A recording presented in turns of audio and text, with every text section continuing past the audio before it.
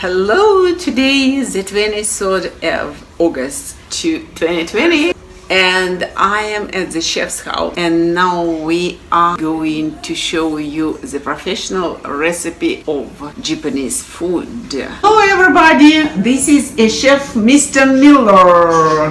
Mr. Miller, what you want to do today? Just enjoy your time. Well, today we're going to do a beef sashimi. So it is kind of a combination between a Japanese and a Thai beef dish. So we're using beef tenderloin. So I'm going to clean it first, show you how easy and simple it is to get that done. So, first thing we do with the tenderloin, get it out of the container, out of the plastic.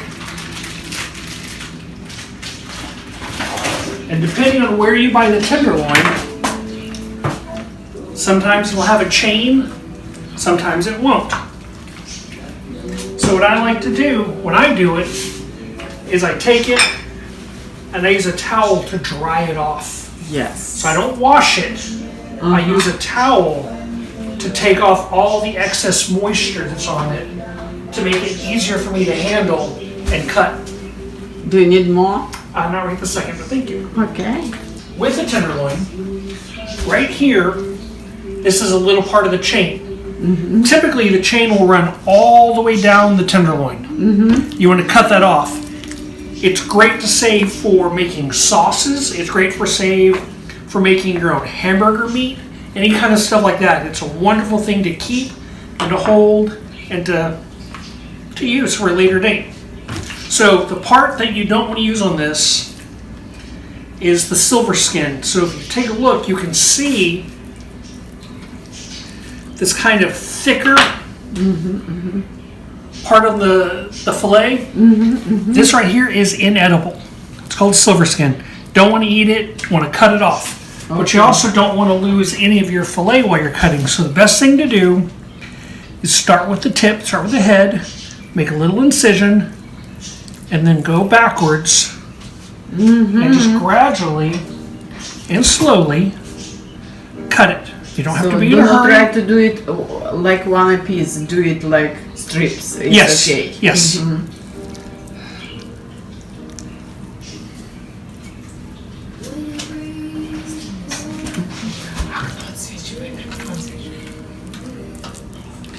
Then you want to cut off a little bit of the piece right here on that, which is inedible. So you don't want to save it. Then we're just going to take a little bit and trim just a little bit of this meat off, a little bit of the fat. I will. I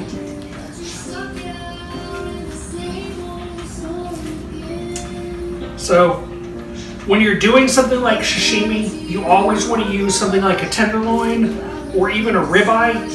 You want to use something that's got a lot of tender meat to it. You don't want to use chuck, you don't want to use rump roast, anything that requires a long cook time, you do not want to use. So we're going to make our sauce and our marinade. They're the same thing. We got our meat ready. We're not going to cut it yet. We're going to cut it when we need it because it's just a very quick marinade. So the marinade itself, very simple, very straightforward. We're going to get that made. I'll show you what it is. I've already got some and I'll add to it. And what is here? So as you can see, this is the marinade, and it's got all these wonderful things. I'll go over all that here with you in just a second. What we put in it, you really want to do something like this. You can do the marinade up to 2 days in advance. The beautiful thing about Asian food, especially with marinades, the longer they sit, the more intense the flavor is. The better it is, the richer the body of the flavor. Okay. So if you like contrast, which I love contrast of flavors, sugary, sweet, spicy, sour, this is a great way to get the optimum effect of that. So what I've got is I have some garlic.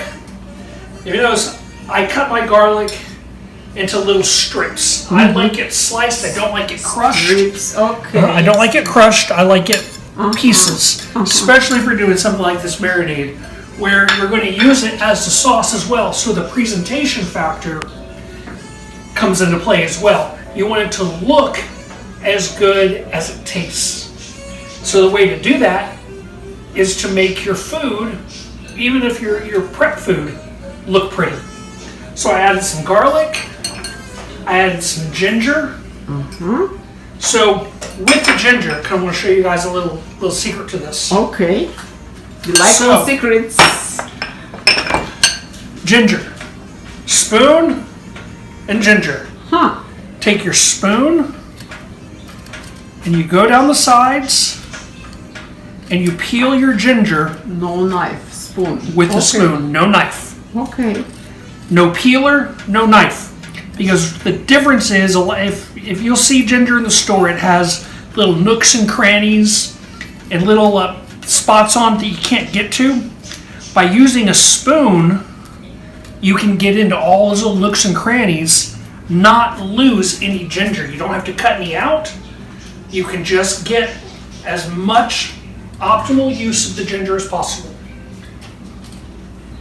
And the beautiful thing about it is with ginger, you can actually freeze it. So you can freeze whole ginger and pull it out when you need it from the freezer. You want to give it about an hour to thaw before you use it.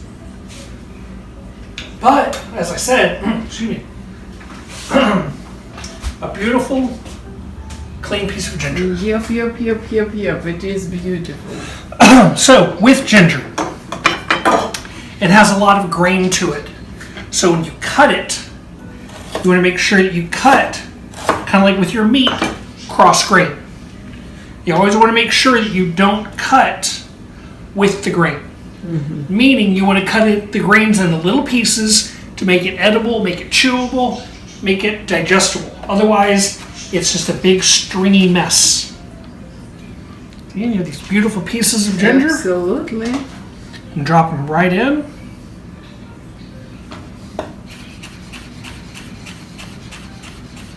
Now, one of the beautiful things of ginger is it's actually a palate cleanser. It's designed to help create better flavors in your mouth. So, like at sushi, the pickled ginger, not designed to go in the soy sauce. It's designed to be eaten after either a different roll or between courses. Kind of like sorbet, it helps cleanse your palate. Okay. So it helps reset and get you ready for the next thing you're going to eat. So you don't keep tasting the same things over and over again. Okay. So some ginger in, we have some lemongrass. There's some lemongrass cut up. I saved some here so I can show you how I cut it. So the best way to cut this is cut it in half and then just cut little strips.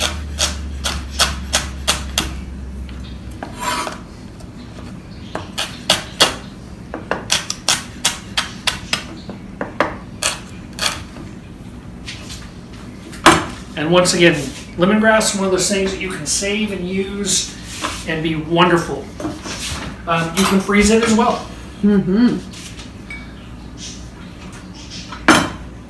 So we've got that.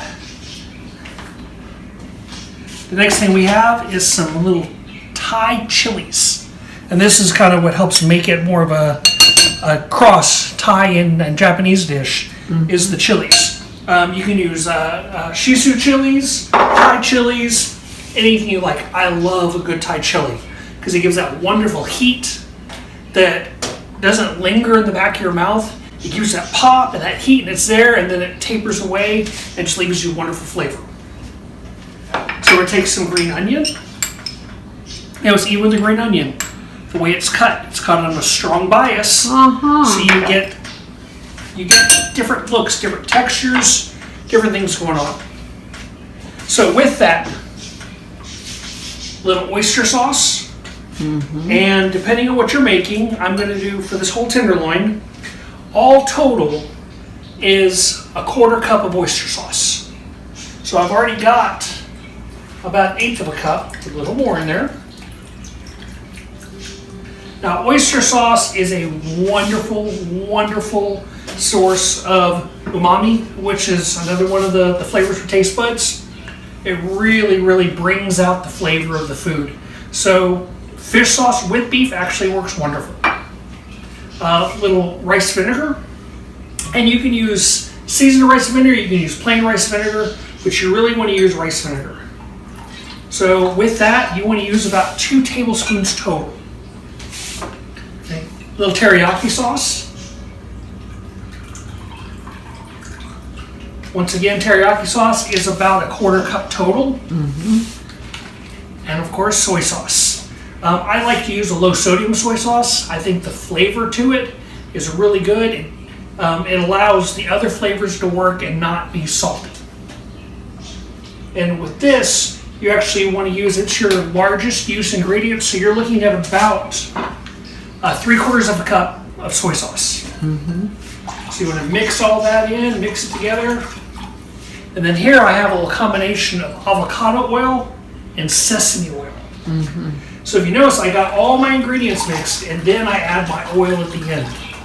So you want to do that, kind of not to necessarily give it an emulsification, but you want to use it to get your flavors to come out at the end. And then of course, you want to add a little salt and pepper. Now you don't want to put too much salt because you've already got plenty from the teriyaki, from the soy sauce. There's just something about a little bit of actual salt that helps round the flavors out. So, got this, got a nice mix. Remember, this has 2 uses to it. So we're going to use it to marinate, and then we're going to use it as our sauce afterwards. Oh, good. So, now onto our beef. So, beef sashimi, very thinly cut beef. And this is why it's so important to use the right beef. If you cut it too thin, you'll just burn it. If you cut it too thick, it'll take forever to cook and you won't get that wonderful flavor. So, you're looking for about a 1/4 inch cut. And it doesn't have to look perfect, it doesn't have to look beautiful, but I've cut across the grain in all this. Yep. So now I'm going to take it, I'm going to start marinating it, and this is not going to marinate very long. Just long enough, honestly, for me to get some more of this cut, and then I'm going to cook it. When you're doing marinade like this, you can over marinate. So you really only want it in your marinade for maybe 5-6 minutes at the most. Okay. Otherwise, it's just really strong flavored. It's really sort of becomes overpowering. For me, when I cook beef or chicken or fish or any of that, I want it to taste like what it is. So if I know I'm cooking tenderloin, I want to taste tenderloin. I don't want to cook something, I don't want to use a beautiful piece of meat and then have to guess what it tastes like. That doesn't work very well. So with that in mind, honestly, the 3 main seasonings I use for everything are salt, pepper, and garlic. And as you see, I'll use other seasonings as well, but the main ingredients, the main seasoning is salt, pepper, and garlic.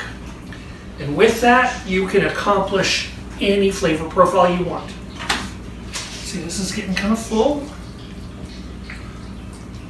Just getting some flavor into it.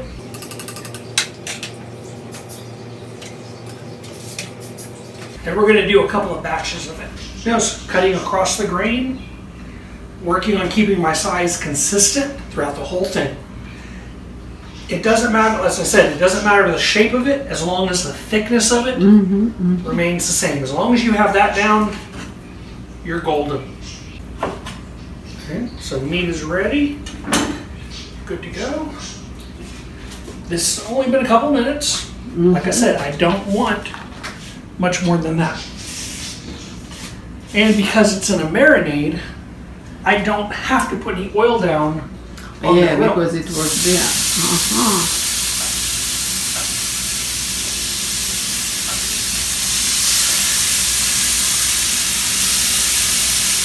Oh. Wish you guys could smell that. They can't. I can. Oh my gosh.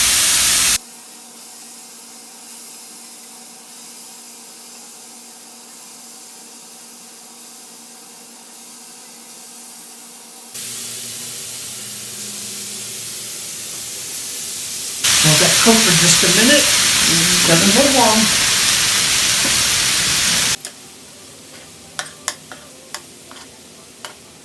Now you're not looking for that char color. You're actually looking for this. For this type of food, especially doing it like a sashimi, you don't want that deep dark brown caramelized to it. You want to have that little bit of color, but nothing crazy.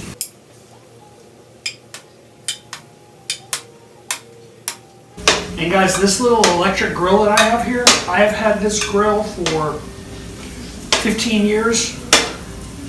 Love it. It is a great way to be able to simulate as close to a restaurant type flat grill in your own home without having to have a restaurant style flat grill. We're going to keep cooking this. We're going to get this all marked off, and then we'll set up a plate up. Because I didn't put any sugar into this, so even though it's cooking and caramelizing, it's not burning it. It's not going to leave that thick crust on the grill. Okay, so if you guys notice, there was quite a bit of oil in here, quite a bit of seasoning and whatnot. As I put the beef in, it actually absorbs that oil. It absorbs that marinade and cooks. Part of the reason it does not take long at all. Anything longer and it's just going to be oversaturated. It's going to taste like nothing but marinade. That's why it's key that you don't over marinate. Because as you see, when we started, the oil, the marinade was up to here. Now there's just over a cup of marinade left. So it went from 4.5 cups to 1 cup. Which is a beautiful thing, because that's all we need. We don't need a whole lot left for our garnishing and for our plating. So as you're cooking, or as I said a minute ago, you don't want a lot of color. You want it to be just cooked through, but not burnt, not brown. And that is going to give you that beautiful, beautiful color. Especially when you put the sauce on it and you plate it up. The whole cook time for that entire tenderloin was 10 minutes. Maybe yes. Maybe even less. From start to finish of the cooking it, not very long at all. I'll show you how to cut the green onion. Yes, I asked to show how to cut it, because I can guess, but I'm not sure if I think I'm right. So, with cutting the green onion, what I want to do is I start off cutting off in pieces. Not necessarily bad, just cutting them off, because I want to have one size. I've got it set at an angle, so I cut it and I roll my knife.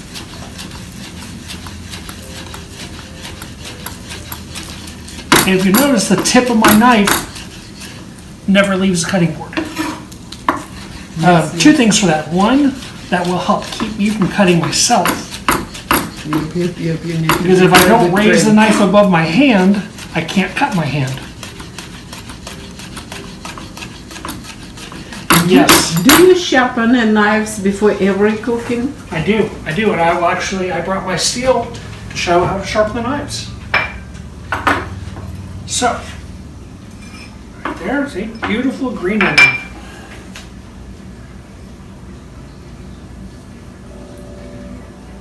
And this can be used in the marinade as the garnish. We're going to do some for the garnish here in just a second.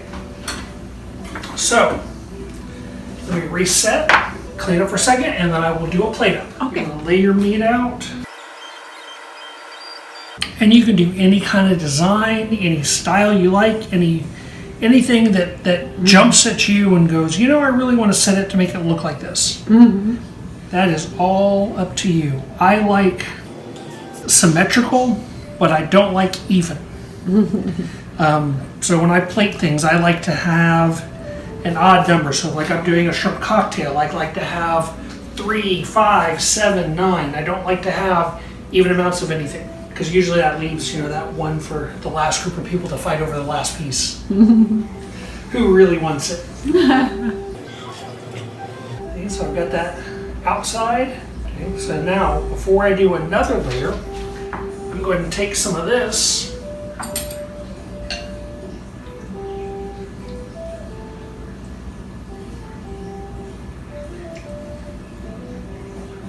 and this is just that sauce. You're just looking, this is kind of finishing it. So you got these beautiful pieces of your ginger, your lemongrass, all those wonderful things that are in there are going to be in your mix.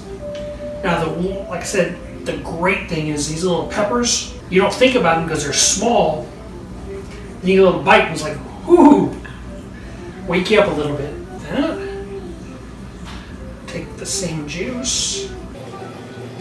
The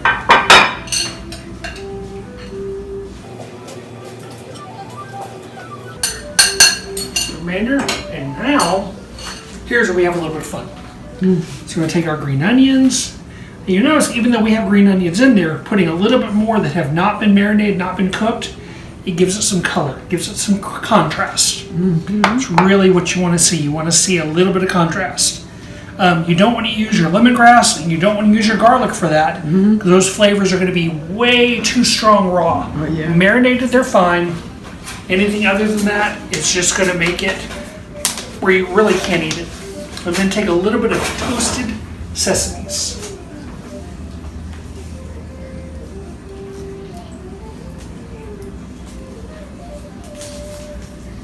And that, my friends,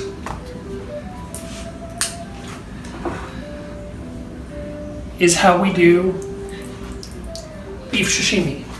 Beef sashimi.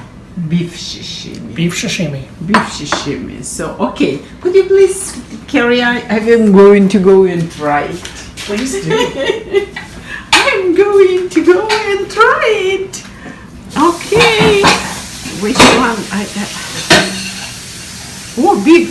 How can I take it? Oh, I will take a little one. Oh my gosh. To die for. Thank you, Chef Miller.